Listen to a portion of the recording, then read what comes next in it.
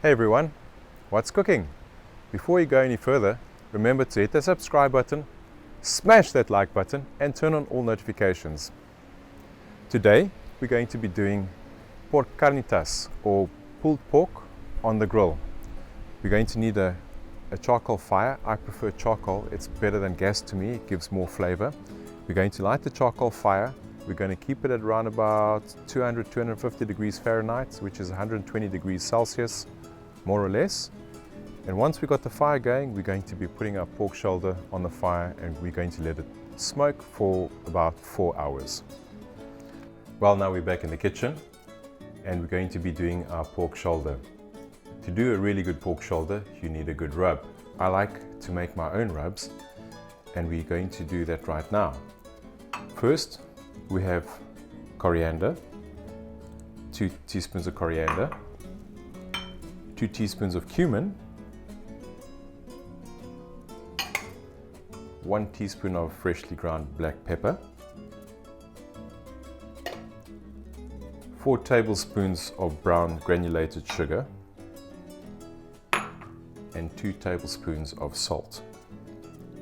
We're going to mix this all up nicely. I like this mixture because it gives a good combination between sweet and savory, and you get all those lovely flavors coming through from the spices, like a typical Mexican dish. Lots of cumin, lots of coriander. So spice rub has been mixed through. What we're going to be doing next is taking our pork shoulder.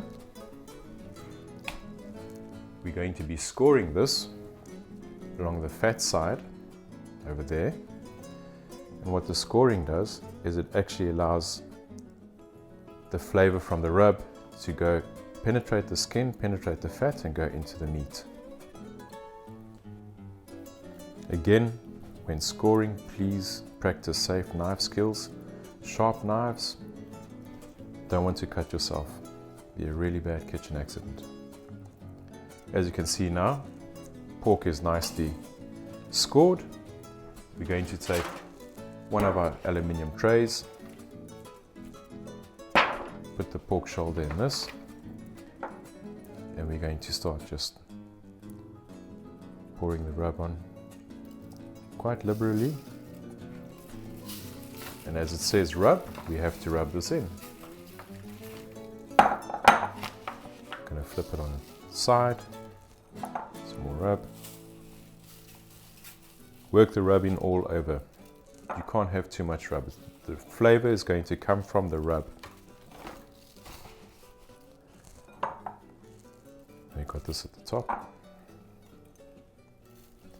Working into those nice little cuts to the top end, the bone. The last bit of rub on the bottom end. Now you can put anything that you want in the rub. You can add garlic, you can add chili, cayenne pepper, paprika, anything that you want to put in that's going to bring out the flavor profile that you want. My family is not too mad about garlic, unfortunately, so I'm not going to put any in right now.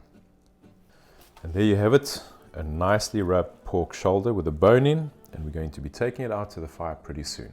We're going to take this out to the fire now, put it on the grill, and let the fire do its magic.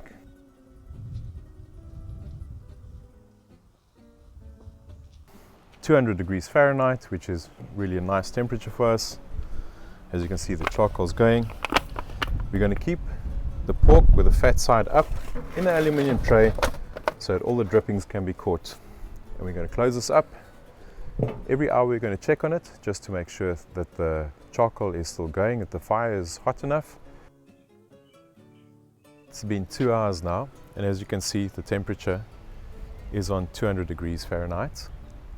Let's see what the pork shoulder is doing. Coming along very nicely. Need to put some more charcoal on the fire.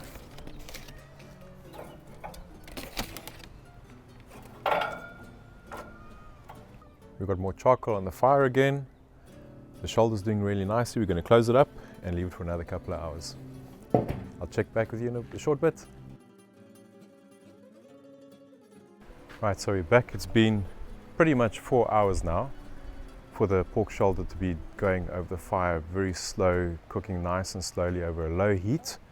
What we're going to be doing now is taking the pork shoulder inside. We're going to be covering it up with foil, and we're going to be putting it back on the fire for another 2 hours. So here we have the pork shoulder. What we're going to do now is we're going to take some aluminium foil. We're going to be tearing it to fit the aluminium pan and covering that. We'll show you how you do it. If you have a thinner piece of aluminium foil, we're going to do this.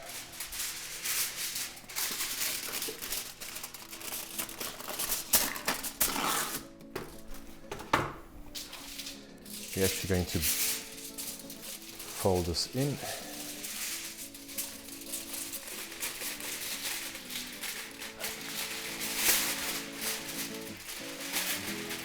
Turn it like this.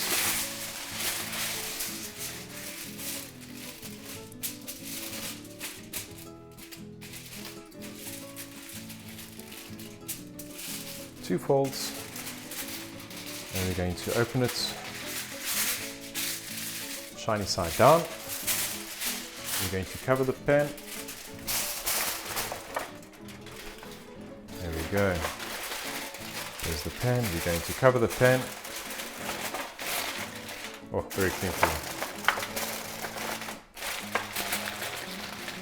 You can smell the smokiness from the fire.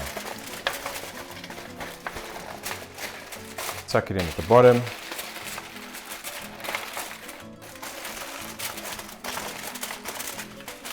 Nice and covered up. And now we're going to go back outside to the fire. So here we're back at the fire.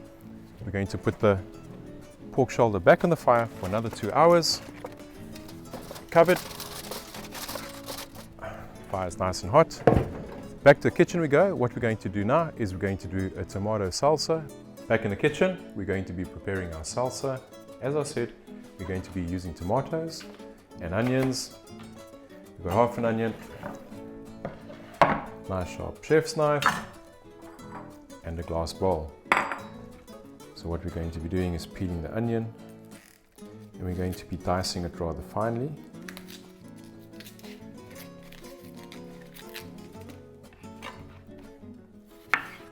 Cut off the leaf end, and we're going to be dicing the onion nice and finely.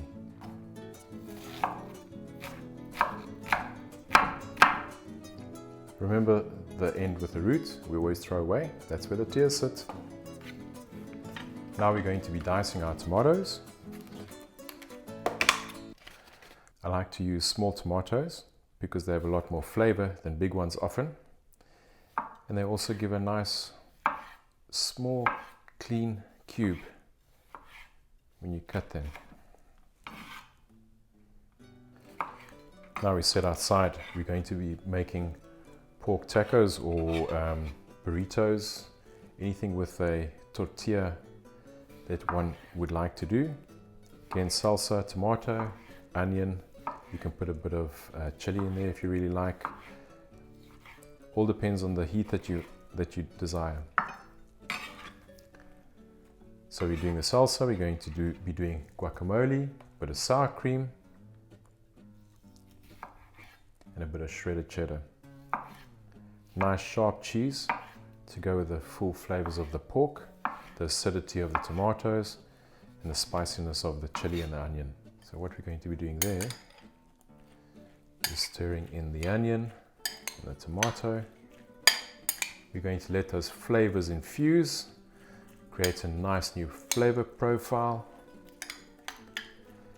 We're going to set it aside in the fridge, and we'll be preparing the guacamole in a short while. Right, we're back at the pork shoulder. It's been going half the day on the grill at a low temperature, taking it really slow and easy. It smells amazing. It's been covered for the last 2 hours. The coals are still going. We're going to take this in.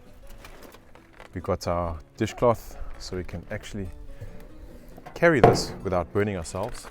See you in the kitchen. Right, we're back in the kitchen. It really smells good. And what we're going to do is we're going to let this rest for 10 minutes.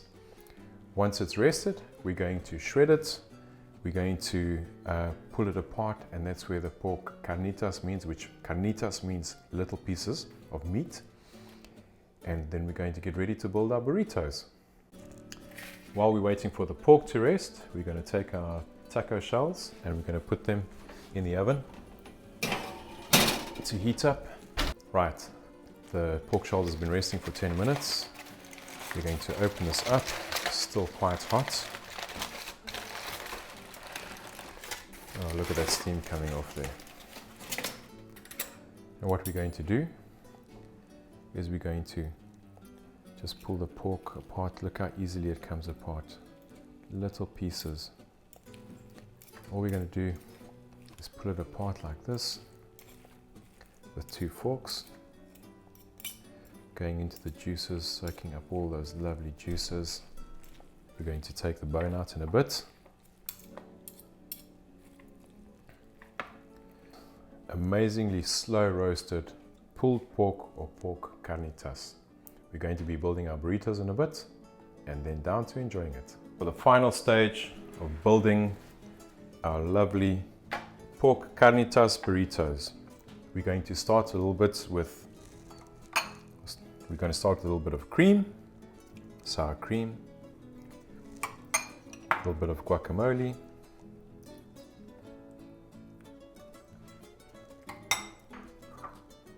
some tomato and onion salsa,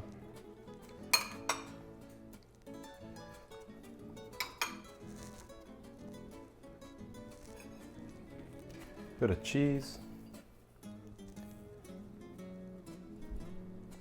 a couple of leaves of arugula,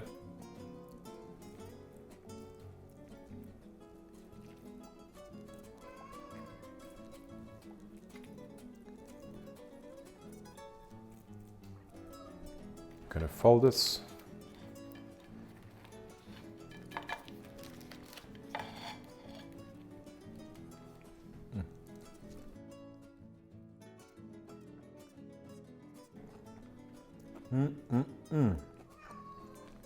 That is delicious. I hope you guys enjoy this pork carnitas. Enjoy it in your burritos or your tacos, whatever you prefer. It is amazing.